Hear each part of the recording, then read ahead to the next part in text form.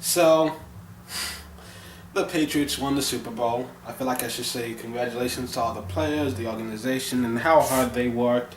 Blah, blah, blah, all that shit.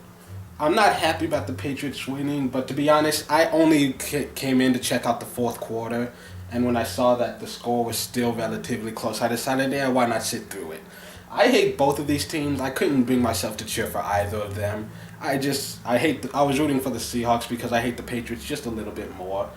And don't get me wrong, I do respect Tom Brady, and now that he has a fourth ring, sure, is he one of the best quarterbacks of all time? Maybe. Easily, probably the best of his generation. Definitely, one of the top five postseason quarterbacks of all time. Me personally, he's not in my top 10. I think he's like the 11th or 12th greatest quarterback of all time. But that's also just a matter of taste. I try not to judge people by the rings. Because Dan Marino has 0 rings. He's still one of the greatest ever.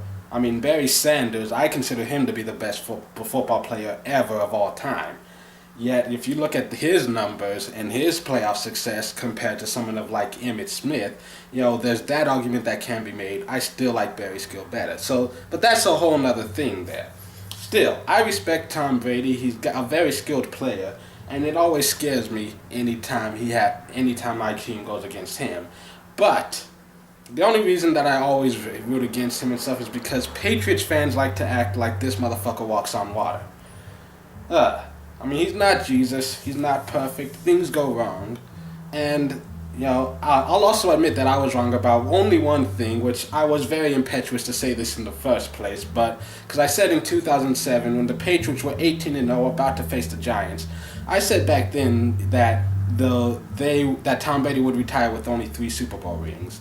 And I said that honestly believing it. That being said, I never thought that the Patriots would go and spend big money on corners like Revis and Browner. And that, I feel, made it just enough of a difference to get him over the hump here. Because otherwise, that guy Butler, he would have ended up being like the number 1 corner in that play.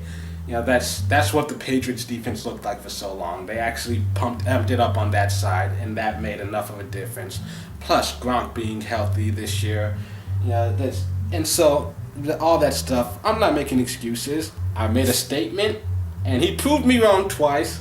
This time, well, technically I was proven wrong, but it was more by the Seahawks. This is the first time I've ever agreed with what Chris Collinsworth said. I don't see any reason why 2nd and 1, with a minute left, and they still had at least one timeout, I think. I don't know if they still had.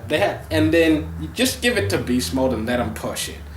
That was just a horrible play calling their end to even give them a shot, but still give credit to the Patriots, give credit to this rookie Butler, to make such an amazing play. And, it was a great game, what little of it I saw. Though in all honesty, the most fun part that I had was just seeing that fight at the end of it. I was hoping to see some helmets pop off, maybe a little blood, some broken noses, especially Gronk's. But, whatever. So, and I also want to say, I don't use Twitter that much. I do have one, and I was just flipping through it, and you know what? A lot of people just hate that, people make such a big deal about the Super Bowl. But the people who were on Twitter talking about all the reasons why they don't watch the Super Bowl and all the things they were doing instead of watching the Super Bowl, that shit was just as annoying as all the Super Bowl tweets I was getting, and it filled up my feed just as much. You're not a better human being than us just because you don't like sports. That doesn't make you a better person. It just doesn't. And the fact that you are bragging about the fact that you don't like sports, it makes you as much of a dick as the people who brag about the fact that they love sports.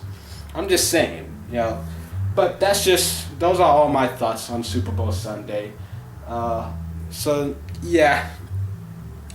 Looking forward to next year and all the greatness that'll happen then.